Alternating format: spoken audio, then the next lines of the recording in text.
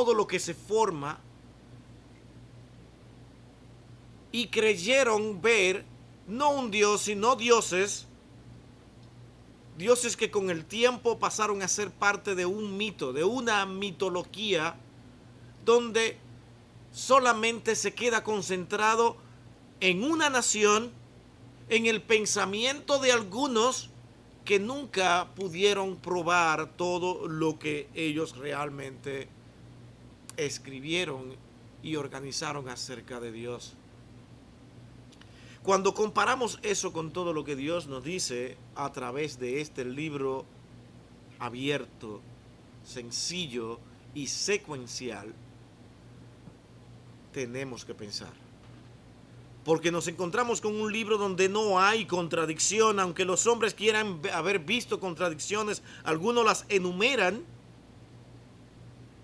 Y cuando tú comienzas a estudiar te das cuenta de que solamente lo hacen para tratar de elevar algún tipo de conocimiento o de pensamiento también religioso, opacando a lo que ellos llaman cristianismo y a lo que ellos llaman su religión diferente. O sea, quieren enfrentar su religión con el cristianismo y nosotros estamos aquí ahora para tratar de ver dónde realmente está Dios. ¿Cómo salva Dios? Y cuando nosotros comenzamos a ver en esto mismo, creo que fue en el capítulo 3 que estudiamos sobre las Escrituras, nos dimos cuenta del valor de cada palabra. Luego esas Escrituras vimos cómo pudieron ser organizadas cuando analizamos el tema del canon, con el cual terminamos la semana pasada. Y eso nos compromete a nosotros con un estudio sistemático, cuidadoso, donde nosotros no estamos llamados a ser fanáticos ni únicamente adorar el nombre de una iglesia por el nombre. Y eso lo enfatizamos en el estudio pasado varias veces. Porque no es el nombre de una iglesia lo que te salva. Lo que te salva es lo que esa iglesia con ese nombre haga con la verdad de Cristo. Es lo que da dirección. Es el cuidado del alma lo más importante en todo. Nunca me voy a cansar de recordar, porque eso me tocó bastante a mí y me hizo sentir tan triste lo que voy a decir. Y yo sé que los hermanos han oído esto no sé si 1000 veces ya, pero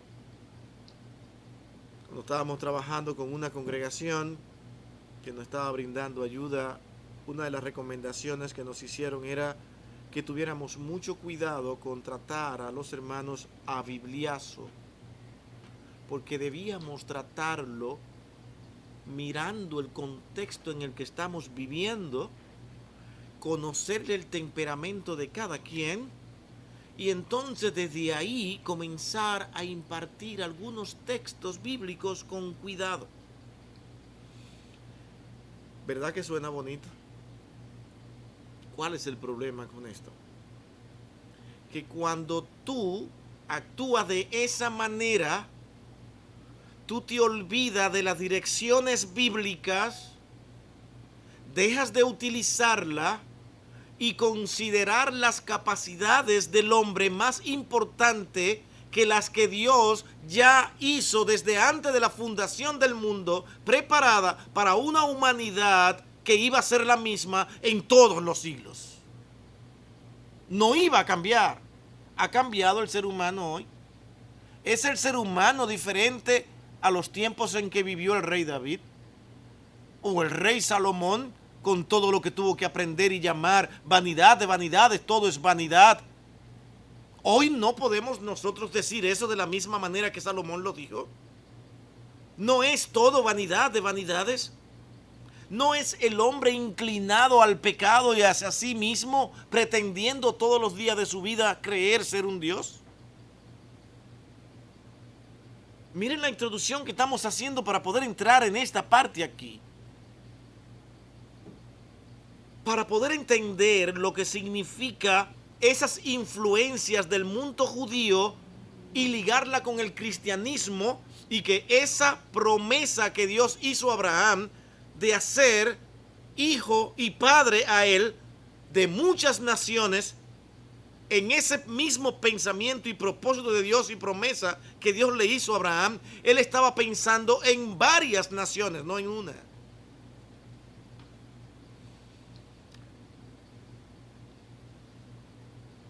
Y es hoy la iglesia, bajo ese trasfondo preparado por Dios mismo al escoger una nación, donde Dios nunca en ningún momento estuvo diciendo, ustedes serán especiales. Y en eso debemos de pensar, porque nunca lo dijo. Sin embargo, lo que sí vemos relatado en los mismos escritos judeos, de los judíos, es que había un constante batallar entre el pueblo judío y Dios. Hasta el grado que Dios tuvo que decirle, ustedes realmente se han prostituido y han ido detrás de otros dioses, y por lo tanto yo tengo que llevarlo y castigar esto y hacerlo cautivo. Se cumple la promesa y son llevados a Babilonia por 70 años. La promesa también de liberación se cumple cuando dio exactamente 70 años, y Daniel, al no ver en los mismos 70 años que nada estaba pasando, porque Dios opera cuando el hombre no espera. Dios dijo que en 70 años iban a salir, y para maravilla de Daniel, de los ojos de Daniel, pudo ver como aquel rey Ciro dio libertad para que se fueran nuevamente a sus tierras. Pero no porque ahora ellos habían escarmentado y ahora sí van a ser buenos. No, ya habían judíos establecidos en esas tierras, sembrando y haciendo muchísimas cosas que organizaron pleitos, porque no querían ceder la tierra. En otras palabras, ya ellos no confiaban tanto en Dios como se pareciera. Veían aquella liberación y aquella promesa que ellos sabían que había que recordársela, que iba a pasar, de que vendrían nuevamente a sus tierras. Ellos no pensaron en eso, vieron a los que venían de Babilonia como invasores. Pero Dios llevó a cabo su plan por encima de la maldad de los hombres. O sea, si no podemos analizar y leer toda la escritura del Antiguo Testamento, el pueblo de Israel no fue un pueblo especial, que digamos, sino un pueblo que Dios por misericordia tuvo que salvar a algunos. Y lo escogió para mostrar al mundo la maldad de los hombres. ¿Hasta aquí estamos claros, hermano? ¿Seguro que estamos claros en esa parte? Ahora entonces veamos con cuidado algunos detalles en los cuales vamos a estar haciendo énfasis para hablar del trasfondo histórico de Israel en el Nuevo Testamento. Ya en el Nuevo Testamento, ¿qué es lo que se predica? ¿Qué es lo que se predica en el Nuevo Testamento? ¿No es una salvación a través de Cristo? ¿Cómo le cayó eso a los judíos que estaban en el templo? ¡Ay, qué bueno, qué bendición! Estamos tan contentos de que ahora así sea. ¿Así fue que reaccionaron? Vieron con recelo una predicación a través de Cristo. Pablo es escogido, es llamado para enseñar este evangelio, explicarlo. Y los apóstoles estuvieron envueltos, pero a todos los que estamos aquí, en que leemos la Escritura por voluntad y deseo de Dios, sí podemos entender que Dios llamó a Pablo de una manera muy especial. ¿Cómo creer que un ser humano, después de estar en la posición que tenía de seguridad, de posición económica elevada y hasta de mando en gran manera como era Pablo, de repente abandonara todo esto para predicar ahora un evangelio del cual él se oponía antes, perseguía y hasta muerte había. Y ahora es él quien dice: yo he tenido bastante, pero ahora Dios me ha preparado de una manera muy especial que sé vivir tanto en la abundancia como en la escasez. Lo que queremos decir con esto es que cuando Dios llama a alguien, lo llama, lo prepara y lo hace su siervo de una manera muy especial. Y eso lo vemos desde el inicio mismo. Dios escogió personas incrédulas, entregadas a los ídolos, adoradores de en otras naciones, para salvarlo y llevarlo a una utilidad para un propósito que él tenía. Él tenía que hacer cumplir ese plan trazado en la eternidad. Y es aquí lo que tiene en el libro. Y quiero que alguien, si es posible, me ayude y lo lea, este primer enunciado, donde H.E. Dana nos dice lo siguiente con respecto a este capítulo 5 que estamos iniciando, con respecto al cristianismo. ¿Alguien quiere leerlo?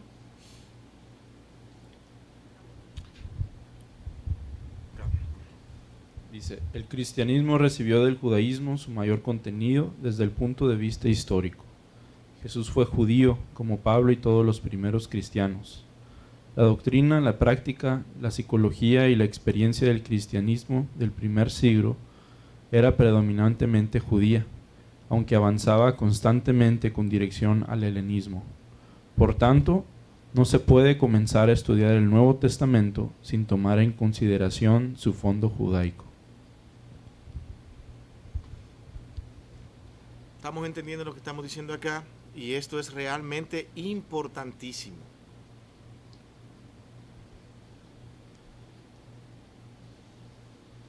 En el primer siglo, ¿cómo camina el cristianismo? Bueno, Pablo era judío, Cristo era judío, ¿cierto? Pedro también era judío. Los apóstoles eran judíos.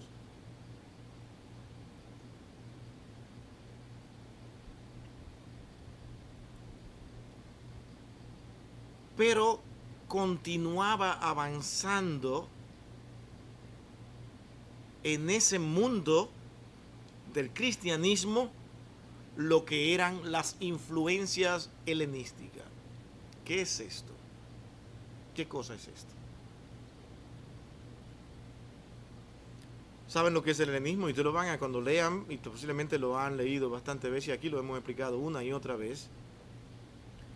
El helenismo no era más que la influencia de la cultura griega que comienza con Alejandro Magno hasta Augusto César, cuando comienza y se fortalece el Imperio Romano.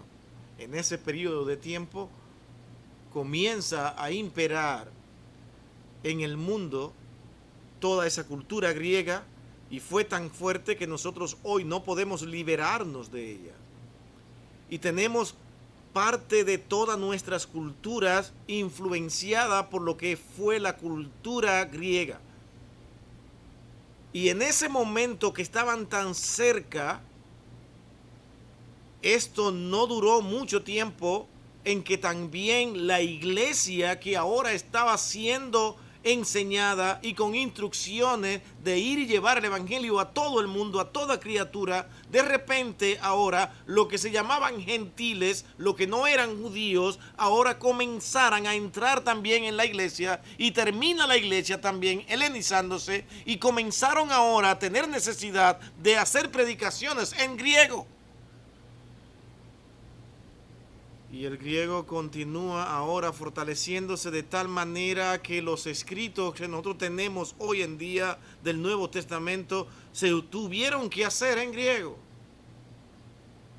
¿Nos entendemos? Pero sus inicios fueron dentro de lo que era la cultura judía, y desde esa perspectiva debemos de leer las Escrituras, mirar esa cultura, mirar ese punto de partida y las explicaciones de cada una de las palabras que encontramos en ella tienen un contexto judío, cultura judía básicamente. ¿Por qué razón? Bueno, porque fue en el Antiguo Testamento que se organizó todo el plan de Dios de salvación.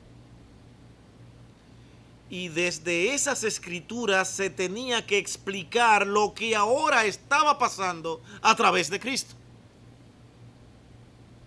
No podía ser de otra manera. El recurso para ver lo que Dios había establecido y quería, lo tenían con aquel canon del Antiguo Testamento, al cual en el Nuevo Testamento tanto Cristo como los apóstoles le llamaban las Escrituras. No tenían en ese momento el Nuevo Testamento. Estaba por comenzar ahora a escribirse, como vimos cuando estudiamos el canon. Era a través de esa influencia, de ese contenido histórico de lo que era la relación de Dios con el hombre al escoger un pueblo llamado Israel, porque también fue dado por Dios el nombre con propósito, con sentido y una enseñanza que iba a repercutir en toda humanidad. Y es así entonces, hermanos, como nosotros dijimos hace un momento, esto nos va a servir tal vez de repaso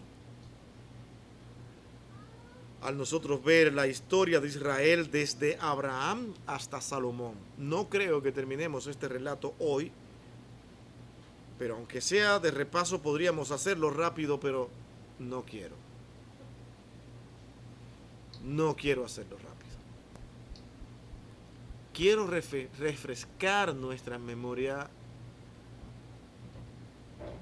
porque cada vez que recordamos lo que ya hemos estudiado, en el proceso normalmente algunas lagunas son cubiertas. Y saben a lo que me refiero, ¿no? Nosotros podemos estudiar y aprendemos bastante con lo que hemos estudiado, pero siempre quedan algunas preguntas, algunas cosas. Pues como sabemos que eso es posible, vamos a recordar la historia de Israel, de esa influencia de la cual depende el cristianismo y por la cual hoy nos llaman una religión judeo-cristiana. Y de paso le digo, mi hermano, cuando le digan eso, no sienta recelo, diga que sí, porque es verdad. El problema es que las personas lo dicen muchas veces muy irónicamente y para atacarte y para decirte que nosotros somos seguidores de los judíos. Pero cuando te metes en estudios como esto, te das cuenta de que tú no eres un seguidor de los judíos. Tú eres seguidor de un plan de Dios trazado en la eternidad para salvar a la humanidad. Muy diferente, ¿no? Entonces veamos la historia de Israel desde Abraham hasta Salomón. ¿Con quién deberíamos comenzar entonces? La Biblia narra entonces la historia de redención. La redención que Dios, el creador del universo, diseñó por medio de un pacto de gracia. Esto es, por medio de una promesa a la cual Dios interpuso siempre un juramento. Este pacto consiste en que Dios quiere formar un pueblo para sí, para que Él sea su Dios y estos redimidos sean su pueblo. Estoy leyendo en este momento el párrafo que Arturo trazó acá para confirmar lo que ya hemos estado diciendo. Sigue diciendo Arturo en su libro, dice, Dios diseñó esta redención desde antes de la fundación del mundo, de manera que nada de lo que sucede ha ocurrido por azar, sino bajo la providencia de Dios. Pero al mismo tiempo, este plan soberano ha sido revelado al hombre de manera progresiva. O sea, en otras palabras, Dios ha sido paciente. Y conociendo Dios la humanidad nunca se puso a correr. ¿Saben por qué? Porque Dios nunca nos ha complacido a nosotros en nuestras peticiones por total. Porque a veces nosotros pedimos y pedimos mal. Señor, contéstanos ahora, déjanos saber qué es lo que tú quieres, déjanos saber. No, Dios prefirió ir dando a conocer este plan de salvación de manera progresiva, porque cada enseñanza iba a quedar guardada, redactada y como enseñanza de mucho valor para toda la humanidad que Él en su plan de redención y salvación se había propuesto salvar antes de la fundación del mundo. Y tenían toda esa humanidad que tener un concepto claro de cuál era el plan de Dios al salvar a la humanidad. Sigue diciendo Arturo, Dios manifestó su pacto desde el tiempo de Adán, anunciando que Él traería la redención por medio de Jesucristo. Y citamos hace un momento a Génesis 3:15 también ya. Y más tarde Él confirmó su pacto entonces con Noé después del diluvio. ¿Ustedes lo están analizando tranquilamente qué es lo que ha sucedido? El diluvio ha sido tan impactante en la humanidad que ninguna nación ni ninguna civilización antigua puede sacar de sus escritos errados el diluvio. Todos hablan de un diluvio, toda civilización antigua habla de un diluvio. Y esto debe ponernos a pensar. Y todo el mundo tenía una explicación de lo que pasó, porque siguió creciendo la humanidad y con el pecado se siguió corrompiendo hasta más no poder. Los hombres se corrompieron tanto que quisieron ser siempre igual a Dios y quisieron llegar al cielo, hicieron una torre, hicieron de todo. El mundo se corrompe, se pervierte, pero quieren ser ellos sus propios dioses. Y en medio de esa revolución, cada civilización formada quiso relatar lo que pasó con el diluvio a su manera, a tal grado que algunos también vieron dioses y grabaron en algunas tablas que hoy se han encontrado escritas lo que ellos consideran con respecto al diluvio, donde ven dioses y ven a esos dioses que nos están formando y que prácticamente están trabajando con nosotros como si fuéramos conejitos para formarnos y llevarnos a entender que ellos son los que tienen el control de todo lo que pasa en nuestras vidas. Es entonces cuando Dios en su plan de salvación decide abrir esta carta y llama a Moisés y le dice exactamente qué es lo que sucedió. ¿Y por qué nosotros debemos creer este relato que sale de la mano de Moisés? Noten, hace un tiempo no muy lejano todavía se creía que Moisés no había podido escribirlo porque no existía la escritura. Hoy, con todos los descubrimientos, se sabe que hace muchísimo tiempo antes de Moisés ya la escritura existía. Entonces todos los argumentos se comienzan a caer y sí, ahora podemos decir, Moisés escribe estas palabras. Interesante, ¿no? Cómo Dios trabaja con el tiempo y como acabamos de decir hace un momento, sin desesperación, porque Dios tiene el control. Mi hermano, Dios sigue salvando y salvará a las personas a pesar de que ellos no puedan entender todo. Yo dije una herejía aquí con esto. Es que Dios salva. Y la misericordia de Dios es la que salva. Y Dios abre su misericordia tan pronto Él promete a un redentor. Y es a la luz de esa promesa que Dios comienza a salvar al mundo.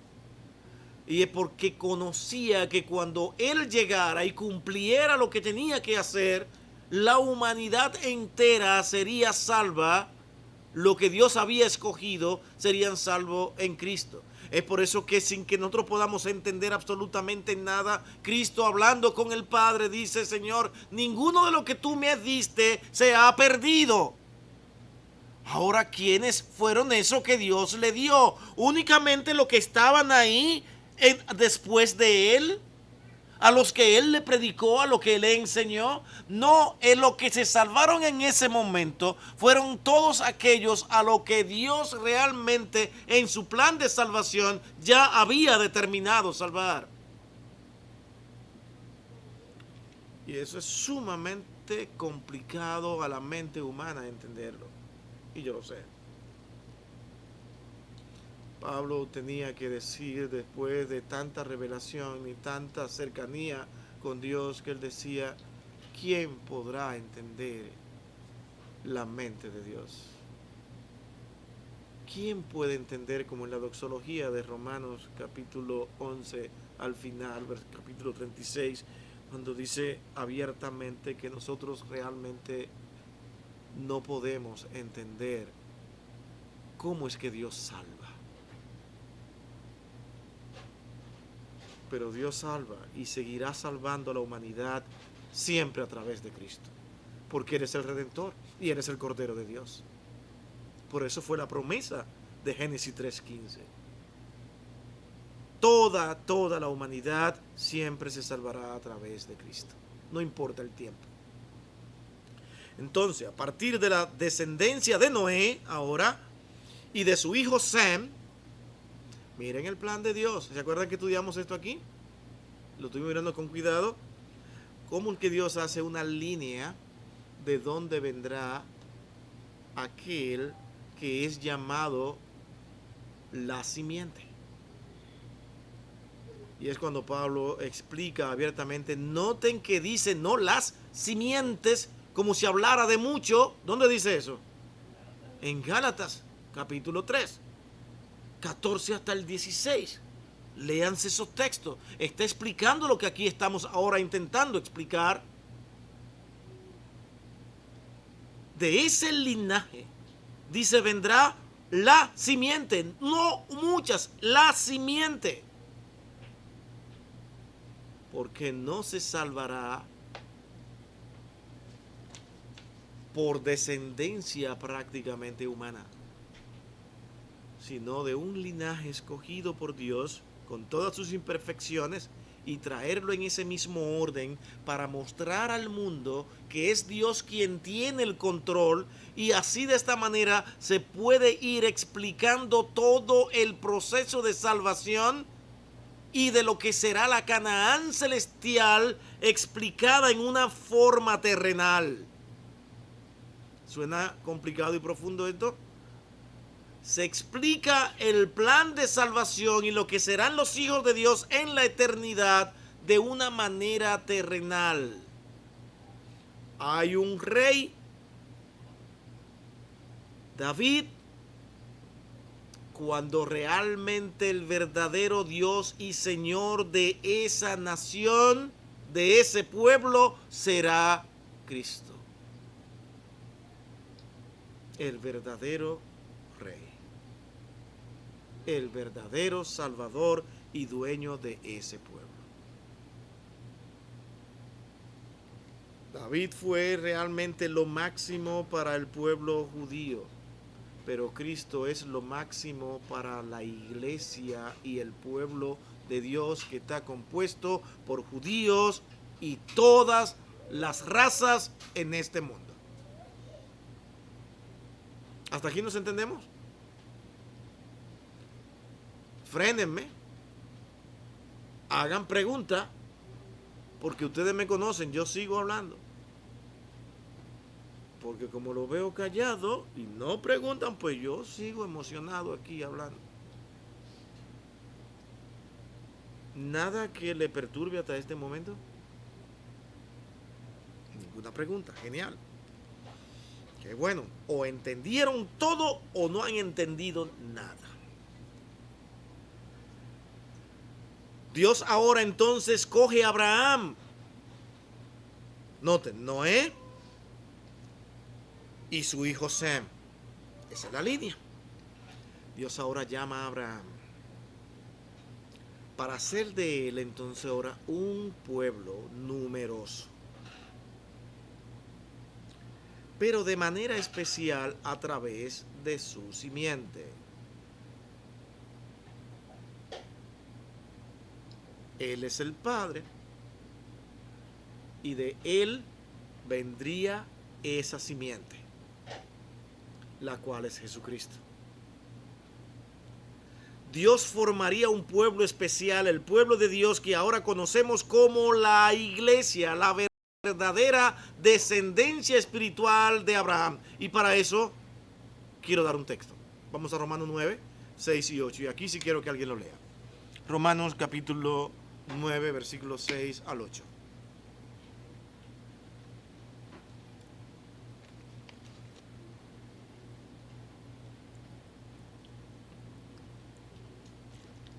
¿Quién lo tiene?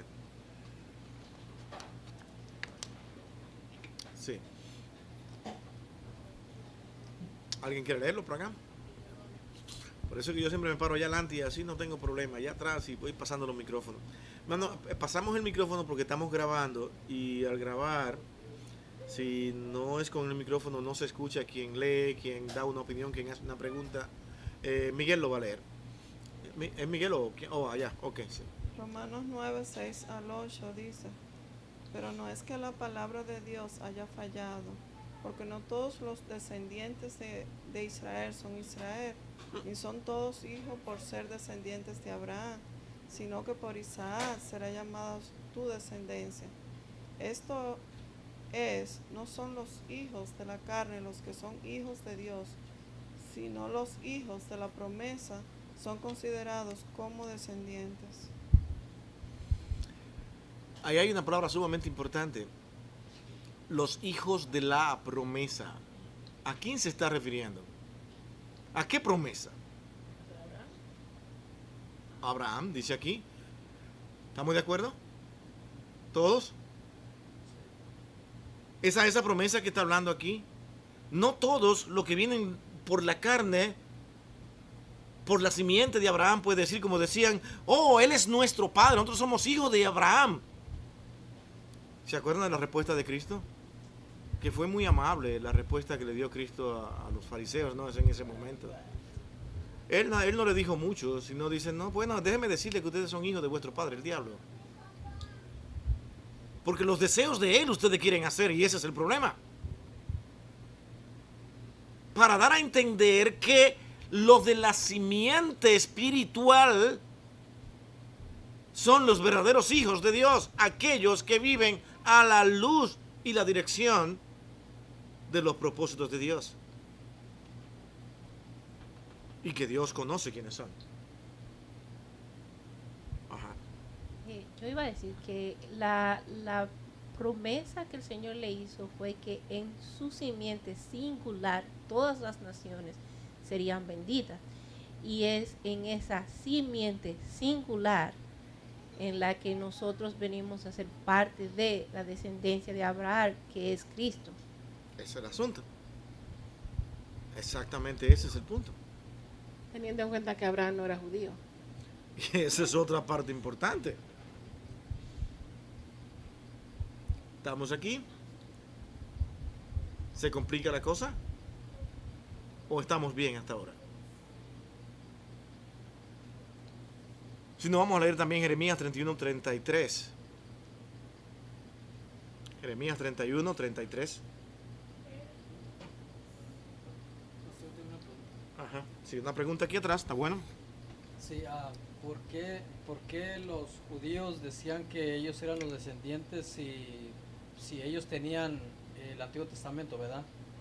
Y ellos, supuestamente ellos eran los elegidos. Si ellos conocían a Abraham y Abraham no era judío, ¿por qué es que ellos como se acreditaban que ellos eran los únicos? Porque ellos tenían que saber que fue esa palabra directa dicha para Abraham. ¿Quiere contestar? ¿Alguien quiere contestar? Cualquier opinión, aquí se vale. Yo diría que en ese caso se ve evidente lo que en muchas ocasiones hemos estudiado y hablado aquí, que una mala interpretación de las escrituras te lleva a una mala aplicación de ellas y por tanto a un mal ejercicio de la fe. Ellos no entendieron que la promesa no era solo para el pueblo judío en sí, sino para todas las naciones. Esa fue la promesa. Ujú. ¿Alguien más? O sea, se ha quedado aquí en este núcleo, aquí, más Y nadie ellos- habla. ellos De no allá te- para allá, no, más nadie habla. Ellos no tenían toda la revelación de Dios hasta ese momento. Recuerda que es Pablo quien comienza a explicarle al pueblo judío y a los gentiles que se habían convertido lo que realmente significaba el Evangelio y de que de dos pueblos Dios hizo uno. Hasta ese momento ellos no tenían idea, ellos eran nacionalistas y pensaban que porque en muchas ocasiones Dios le decía que Él se iba a levantar un pueblo especial, ellos se repitieron que eran ellos, porque eran los únicos. No sé si Sí, está claro. la razón, no sé si eso es lo que tú, pero el asunto es que hay que colocarse exactamente en la misma posición de ellos. Alguien ha dicho, creo que fue Valentina, que no tenían toda la información que usted y yo tenemos hoy en día. ¿Qué era lo que veían los judíos? Todo el tiempo una nación donde Dios trataba con ellos y que en una parte dice, yo te he puesto en medio de las naciones a ti, y Dios siempre tratando y de instruir al mundo a través de ello. Y la realidad es que en medio de todo ese proceso, Dios demuestra que ellos no cumplieron su cometido. Pero aún así ellos querían seguir pensando que eran un pueblo especial. Y nunca pudieron entender la promesa que Dios hizo a Abraham sobre la salvación de todos los hombres, de todas las naciones. Que no eran ellos los únicos. No podían ser ellos los únicos si Dios ahora había asentado todo su propósito y plan de salvación sobre esa promesa hecha a Abraham, como dice en Romanos capítulo 9, 6 al 8. No todos los que vienen según la carne son los hijos de Dios. No todos, sino los que son según la promesa. ¿Y qué dice la promesa? ¿Qué dice la promesa inmediatamente en el capítulo 12 de Génesis? Que Dios salvaría a través de él, porque él iba a ser padre de muchas naciones. Yo me imagino que cuando ellos comenzaron a entender eso por primera vez, eso fue como demasiado fuerte, porque eso era sacarlo a ellos del lugar en el que ellos creían que estaban, para ahora dar paso a un pueblo de Dios que ahora estaba mixto, donde ellos no eran los más especiales. Aunque vale decir que por encima de eso, algunos quieren hoy en día continuar resaltando a un Israel por encima de todas las demás razas humanas. Y es por eso que usted ve que todo lo que pasa en Israel, sea bueno o malo, muchos creyentes y cristianos lo aplauden.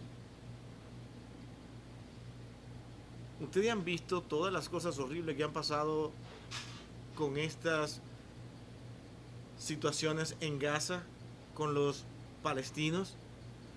¿Todo ha sido justo de parte de los judíos? ¿Fueron las reparticiones del 48 justas? ¿Verdad que no? Pero todos apoyamos, bueno o malo, por el concepto que tenemos de que Dios tiene a este pueblo exaltado hasta lo sumo y que ellos posiblemente van a vivir en el cielo en un barrio muy privilegiado y que todos tendremos que pasar por ahí e inclinar nuestros rostros cuando pasemos por el barrio donde están los israelitas. A la luz de lo que nosotros vemos por los escritos judíos mismos, tenemos que entender de que esto no puede ser posible, porque Dios tuvo una ardua batalla con ellos y tuvo que castigarlo, tuvo que enseñarlo y tuvo que llevarlo a entender de que solamente a través de Cristo se podía ser salvo, no por las leyes que Dios le dio, porque Dios en la ley le dio reflejado el carácter de Dios, lo que él era, y dice, ahora sí, ese soy yo, ahora obedézcanme. Cuando intentaron hacer lo que dijeron, esto no lo puede cumplir ningún ser humano. Ellos mismos. Dice, bueno, pues cada vez que fallen van a tener que ir y llevar un corderito, y aquí siempre habrá un horno encendido para los sacrificios de expiación por los pecados. Los hombres tuvieron que entender que ellos eran insuficientes.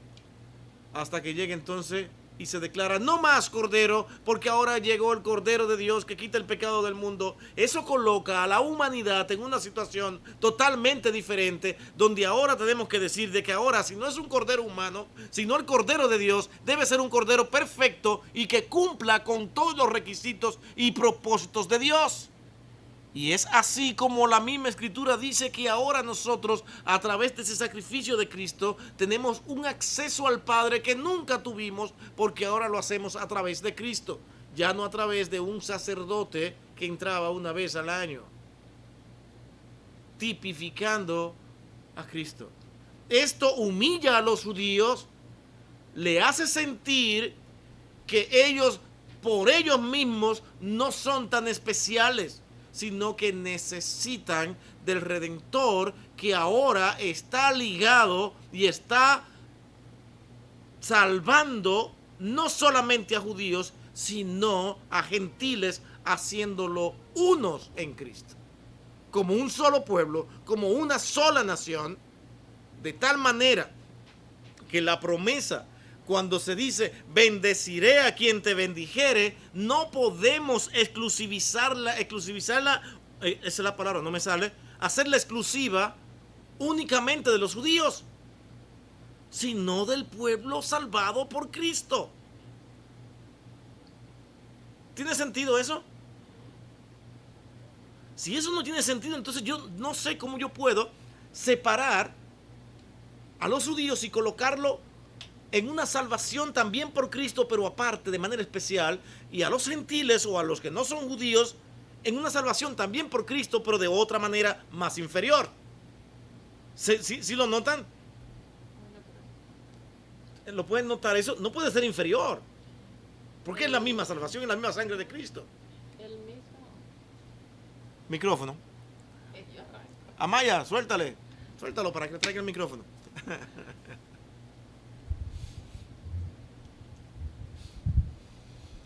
En la oración de Cristo, en Juan 17, Él dice textualmente, no te pido, orándole a su Padre, no te pido por el mundo, sino por los que han de creer, o por los que me diste, dice, y por los que han de creer en mí por la palabra de ellos, refiriéndose a sus apóstoles y a los discípulos. Exacto. Entonces, si Él no oró por el mundo, sino por los que habían de creer. Ese es un pasaje que han sido sumamente conflictivo, el pasaje que tú citas, pero es una realidad. La realidad es que en la mente de Cristo Él sabía lo que había venido a hacer. Nosotros, ¿qué es lo que nosotros quisiéramos? Que todos los hombres fueran salvos. Y cuando el Señor dice, no queriendo que ninguno perezca, sino que todos procedan al arrepentimiento, tenemos que entender esto a la luz de todo el contexto bíblico. Porque el mismo Señor declara que no todos serán salvos, incluso prepara un lugar donde van los salvados y los no salvados. Y esto fue tratado y programado de antes de la eternidad. Entonces de repente dice, es que yo hice eso con tristeza porque yo quisiera que todos se salvaran. Entonces, ¿de qué estamos hablando? Estamos hablando de un Dios fracasado. Un Dios que Cristo no pudo cumplir con el cometido de salvar a todo el mundo. Y que ahora está llorando en una esquina porque, Señor, yo quise que todos se salvaran, pero no todos se han salvado. No, Cristo todo el tiempo se proclama victorioso y dice, de ninguno de los que me diste se han perdido. Y son esos lo que Él dice, no queriendo que ninguno de esos se pierda, sino que todos procedan al arrepentimiento. No habla de la humanidad completa. Para mí hablar de esta manera es doloroso, porque yo quisiera que todos se salvaran, pero yo no puedo decirle a Dios que lo haga como yo quiero. ¿Se entiende?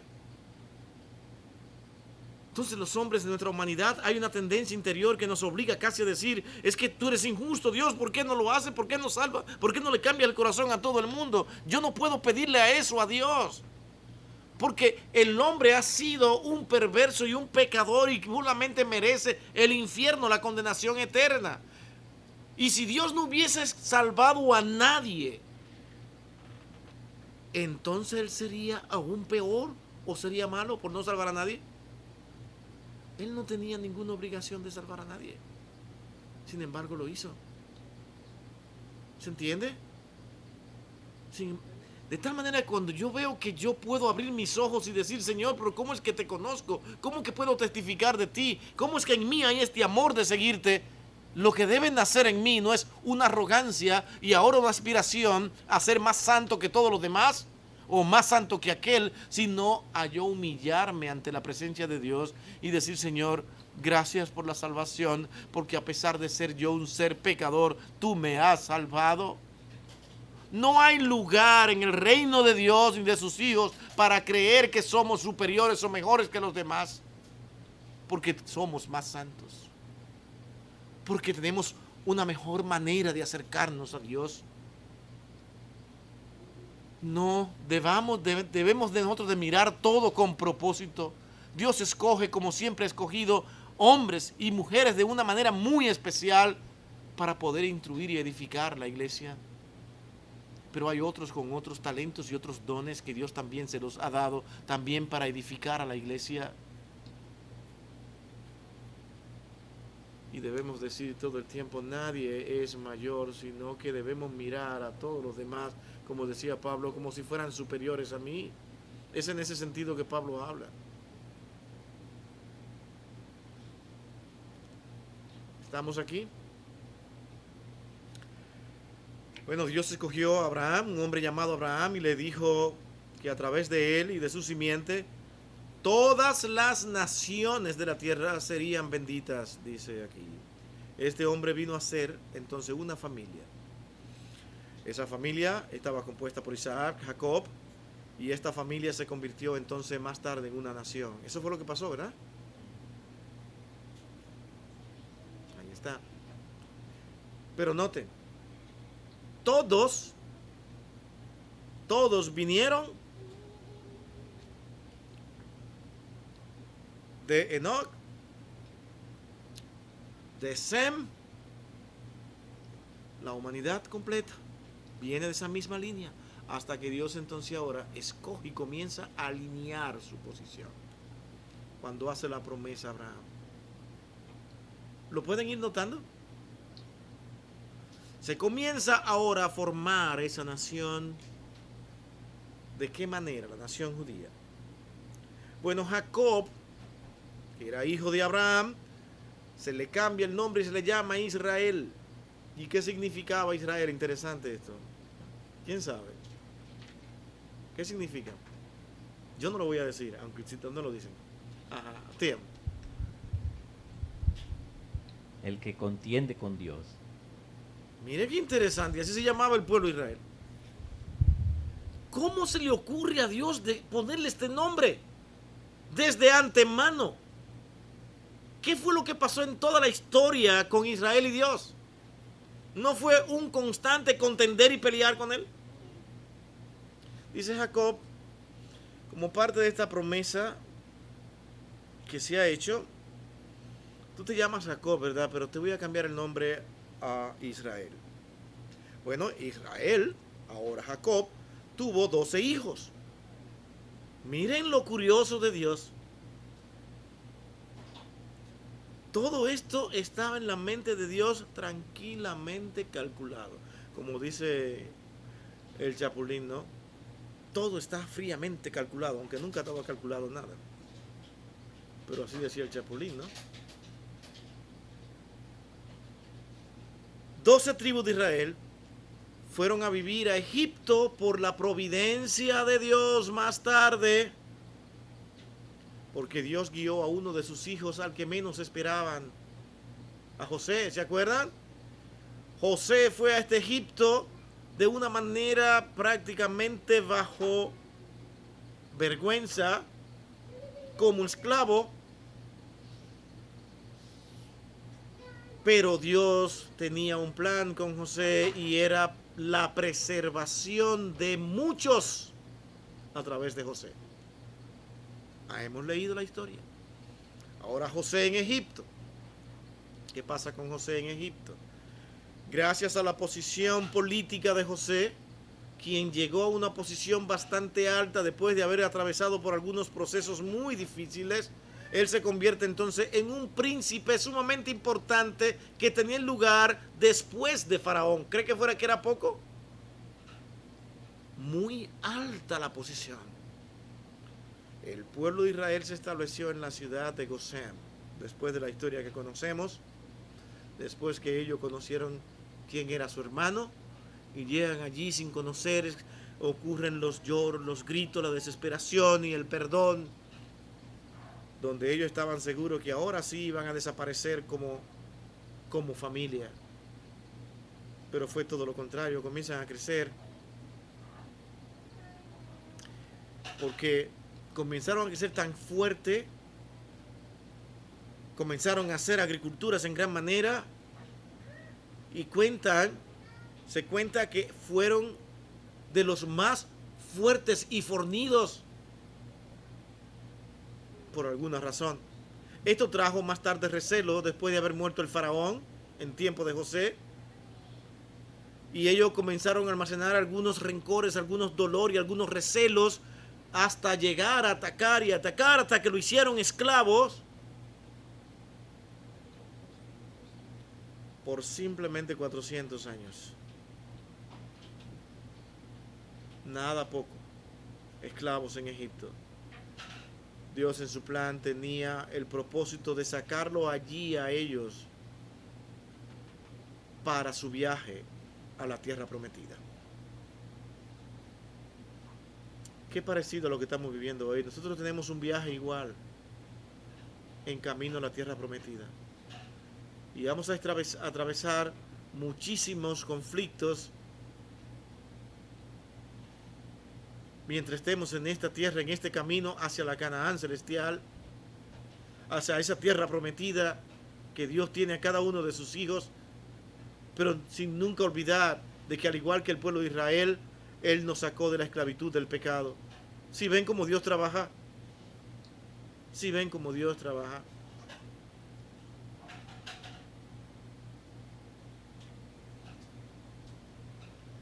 Y en esta tierra prometida entrarían entonces allí los hijos de Israel. Pero tenía que existir un libertador. Y este libertador es ¿quién?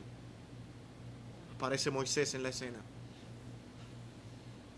Todo es un plan de Dios. Y noten, a todo lo que Dios ha llamado para un propósito especial, para un propósito que Dios quiere en ellos, siempre está esa parte tan importante y tan interesante notar. Siempre se creían insuficientes. Porque es que lo que se le proponía eran tan elevados, tan grandes, y tenían que tener una relación tan íntima con Dios, que lo primero que el hombre veía en ellos es que yo no soy el indicado.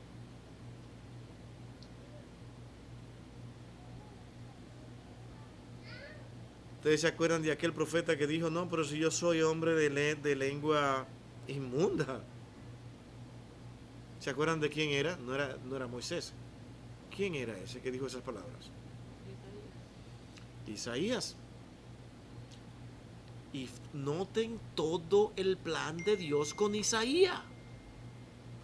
Un plan de Dios sumamente alto.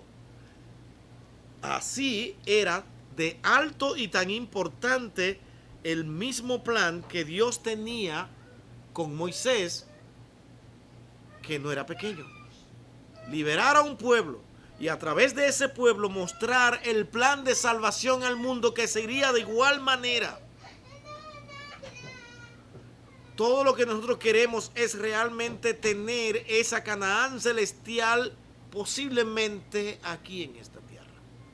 Y que no tengamos que morir, que no tengamos que padecer, que no tengamos que pasar calamidades. Por eso es que ha sido de tanta influencia hoy en día esa enseñanza que tiene que ver con un evangelio que para mí ha sido tan destructivo, donde se le enseña a los hombres que tú estás bien con Dios si se ve de manera abierta y clara que tú tienes prosperidad de este mundo. cuando al leer el libro de Efesios nos damos cuenta de que Dios no tiene nada que ofrecernos de este mundo, sino que todo lo que Dios nos da en ese plan de redención y salvación viene del cielo. Todo es del cielo, no es de esta tierra. Si Dios quiere alivianar nuestras cargas en este mundo, dándonos algunas posesiones terrenales, al mismo tiempo nos dice, deben ser responsables y ser buenos administradores, de manera que lo que ustedes obtengan no sea suyo de ustedes únicamente, sino que aprendan a compartir con los demás en medio de la prosperidad que Dios le dé. Pero parece ser que hoy en día estamos en una competencia de ver quién es el más próspero para mostrar que yo estoy más cerca de Dios.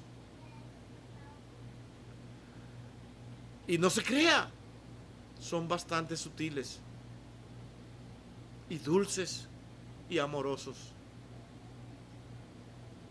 Porque a veces nosotros predicando el evangelio no parecemos tan amorosos, parecemos crueles. Y nos vamos detrás de aquellos que nos brindan una esperanza tan grande y tan llena de amor. Moisés aparece dando instrucciones al pueblo y diciendo que Dios lo liberaría.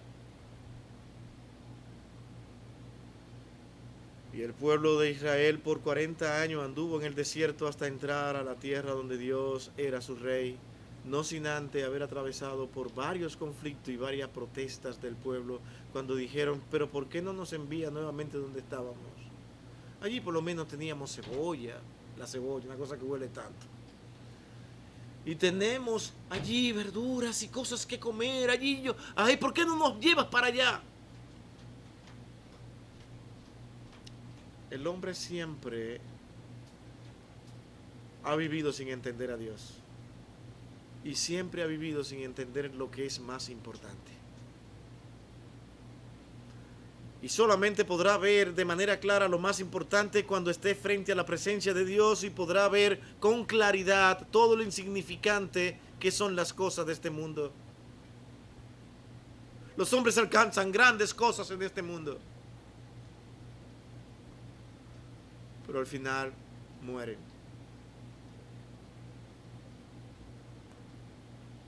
Hoy mismo podemos dar como testimonio de un acontecimiento en nuestro país, de alguien que nosotros consideramos prácticamente un ícono, alguien sumamente especial para nuestra nación por todo lo que hizo, y casi en nuestra mente lo creíamos eterno, pero muere, alcanza muchísimas cosas, me refiero a Johnny Ventura. Johnny Ventura muere en el día de hoy. Nuestras mentes no lo entienden, no lo coinciden. Porque en el fondo todos no nacimos para morir. ¿Usted sabía que usted es un ser eterno? Es difícil de entender, ¿no? Usted es un ser eterno. Lo que muere es este cuerpo que tanto usted baña, que ama, y que está tan preocupado porque usted no tiene el cabello que usted tiene, que usted quiere, porque no tiene los ojos que usted quiso tener, porque usted no tiene el cuerpo que usted quiso tener, y se preocupa tanto por este cuerpo que un día va a morir, va a desaparecer. Y usted es eterno,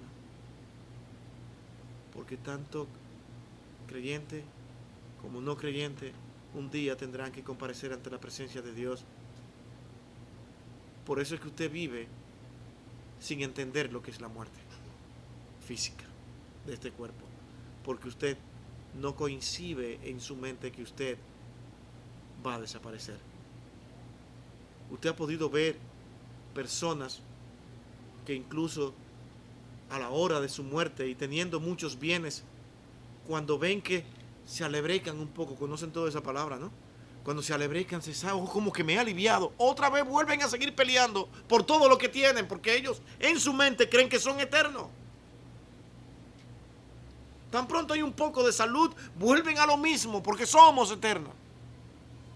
El ser humano, sin darse cuenta, entiende que es eterno. Y con esto de Moisés, sin dejar de ver la importancia de todo lo que nos resta por hablar, debemos decir que antes de entrar a la tierra prometida y al cumplirse los 40 años desde la salida de Egipto hasta la llegada a las puertas de Canaán, la nueva generación que ahora era la responsable y que había crecido en el desierto y que ahora podía disfrutar de lo que era aquella nueva tierra que ellos por fin habían conquistado y tenido a través del esfuerzo de Moisés. Todas esas leyes tenían que ser dadas y releídas y repetidas a esa nueva generación,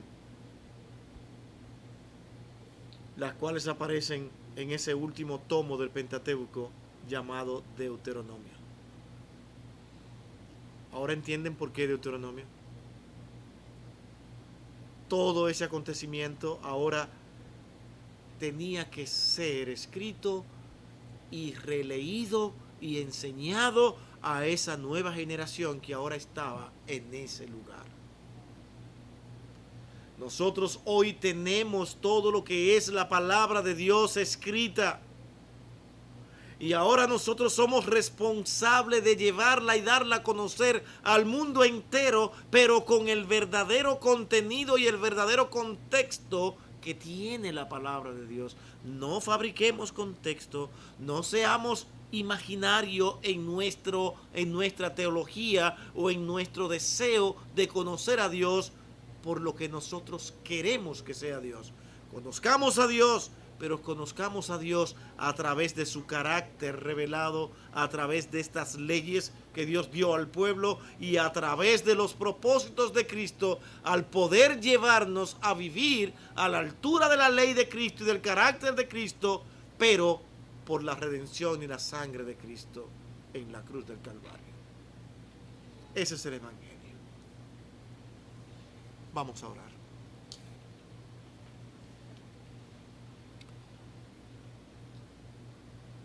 Bendito Dios y Padre nuestro, Señor de misericordia.